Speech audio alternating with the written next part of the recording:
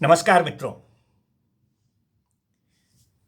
आज भाग 122 में हम शुभारंभ करते हैं बीएनएसएस 2023 का चैप्टर 13। चैप्टर 13 बीएनएसएस 2023 में सेक्शन 173 से 196 तक कुल 24 धाराएं हैं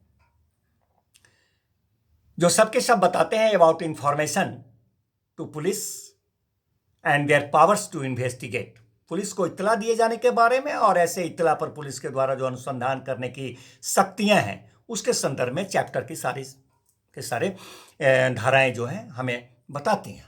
मित्रों, इस अनुक्रम में सर्वप्रथम आज हम चर्चा करें सेक्शन 173 पर।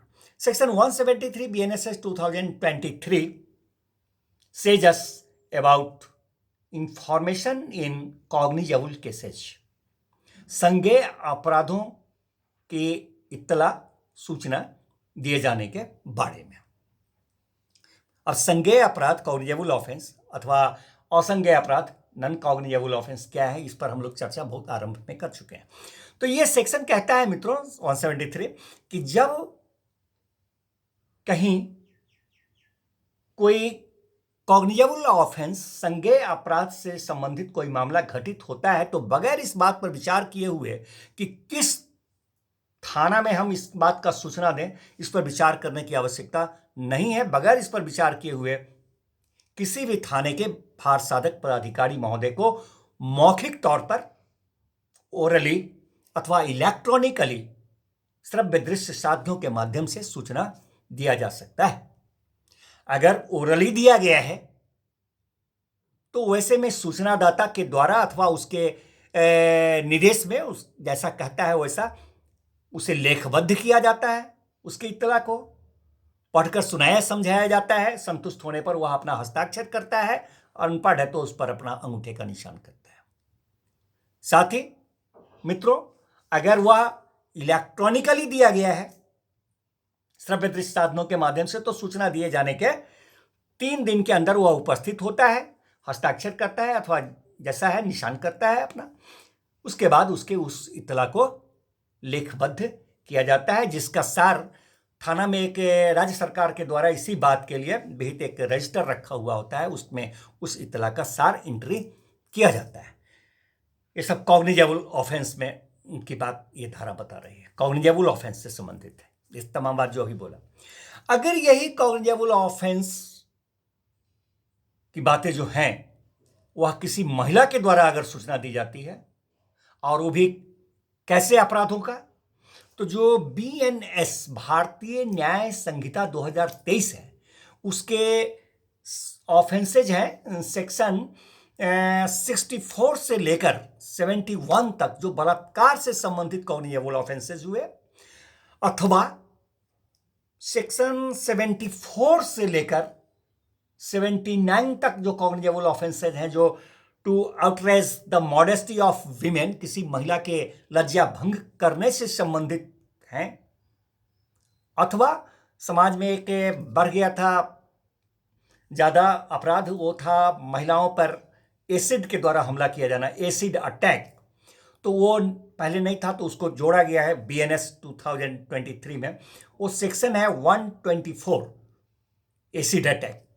तो इन सब बातों से संबंधित कॉग्निजेबल ऑफेंस जो है बलात्कार या to outrage the modesty of women या एसिड अटैक का हमला में इस तरह का घटना किसी महिला के साथ होता है अथवा होने का प्रयत्न भी होता है, दोनों बात है, होता है या होने का प्रयत्न।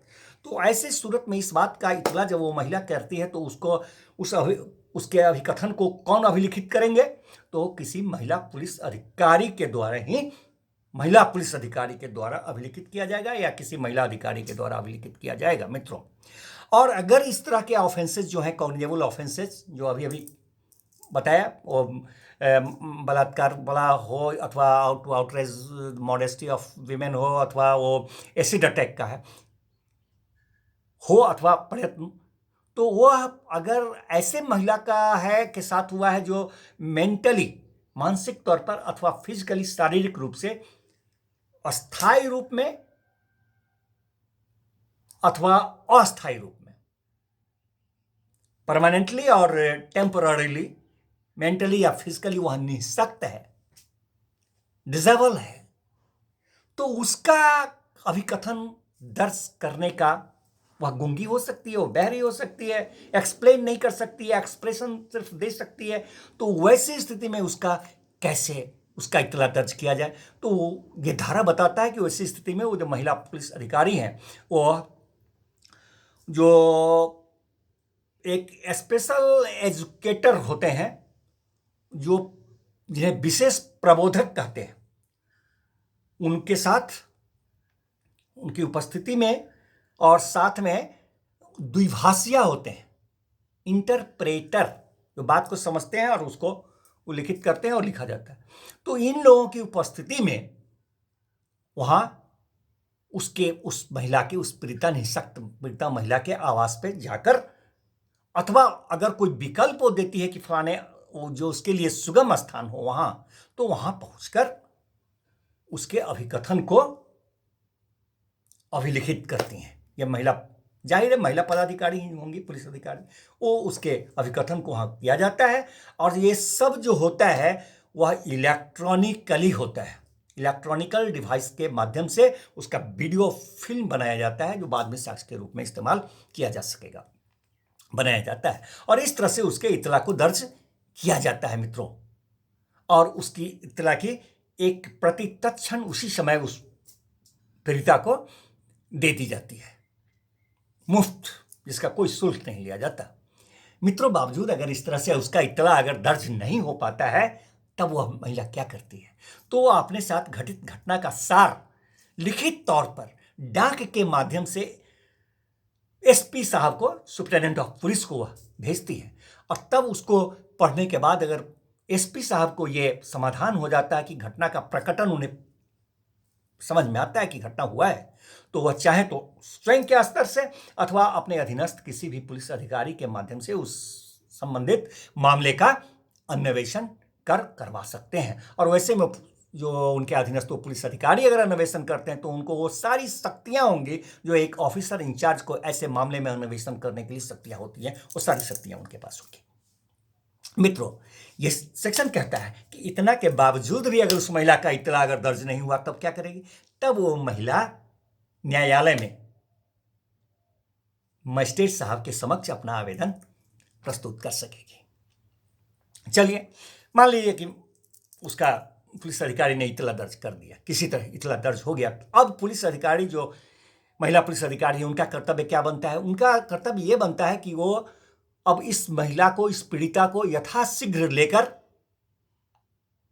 यथाशीघ्र उसको लेकर वो कहा जाए, तो न्यायालय में मजिस्ट्रेट साहब के समक्ष जाकर उसके अभिकथन को अभिलिखित करवाएं।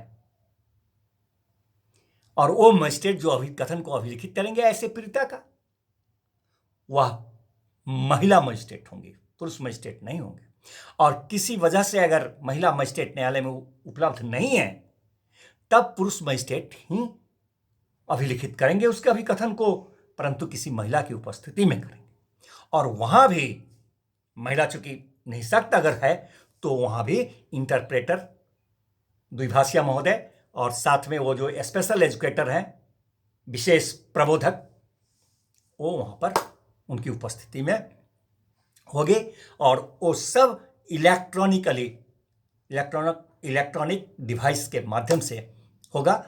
मित्रों, ये सेक्शन, ये जो मजिस्ट्रेट साहब के समक्ष उसके अभिकथन का को अभिलिखित किया गया न्यायालय में, ये होता है, आगामी एक सेक्शन है, अभी उस पर हम लोगों ने चर्चा नहीं किया है, वो सेक्शन है 183 क्लॉज 6A के तहत। ये जो पहले सीआरपीसी में 164 हुआ करता था, 164 का बयान दर्ज होता था, तो ये सेक्शन 183 क्लॉज 6A के तहत ये मजिस्ट्रेट साहब के समक्ष ये ऐसा बयान दर्ज अभिलिखित कराया जाता है। मित्रों, ये 183 में एक बात आती है कि 183 ये कहता है कि भारतीय साक्ष्य अधिनियम का एक सेक्शन है 142। तो कहता है कि सेक्शन 142 के अधीन जब इस मामले का विचारण आरंभ होता है, तो वहां पर मुख्य परीक्षण के तौर पर ऐसे अभिकथन का अभी जो हुआ उसका प्रयोग वहां पर मुख्य परीक्षण के तौर पर किया जाता है, जिसका कि प्रति परीक्षण क्रॉस एग्जामिनेशन 0 वहां हो पाएगा। मित्रों, ये सेक्शन कहता है कि कॉग्निजेबल ऑफेंस के सूचना और उसका इससे संबंधित है, देखा ही आपने। तो कॉग्निजेबल ऑफेंस का जो सूचना मिलता है और ऐसे कॉग्निजेबल ऑफेंस का मिलता है जिसकी सजा 3 साल से अधिक और 7 साल से नीचे का है, तब ऑफिसर इंचार्ज क्या करते हैं। तो वैसे में यह सेक्शन कहता है कि ऑफिसर इंचार्ज महोदय जो हैं, यह सुनिश्चित करने के लिए कि क्या 14 दिनों के अंदर मामले में कार्यवाही हेतु प्रथम दृष्टया विद्यमान प्रारंभिक जांच संचालन करने के लिए अथवा क्या कहते हैं कि अन्वेषण की कार्यवाही करने के लिए, जब प्रथम दृष्टया मामला विद्यमान है, वे डीएसपी रैंक के किसी पदाधिकारी से, not below the rank of deputy superintendent of police, ऐसे पदाधिकारी से वह क्या करते हैं कि उनके पूर्व के ऐसे पदाधिकारी के पूर्व अनुमति से ऐसे इत्तला के अपराधों की प्रकृति और गंभीरता पे विचार कर सकेंगे। ठीक है मित्रों, फिर मिलते हैं नेक्स्ट भाग में नेक्स्ट सेक्शन के साथ। धन्यवाद। अगर कोई त्रुटि हो तो क्षमा करेंगे, पुस्तक से मिलाएंगे और हमें भी बताएंगे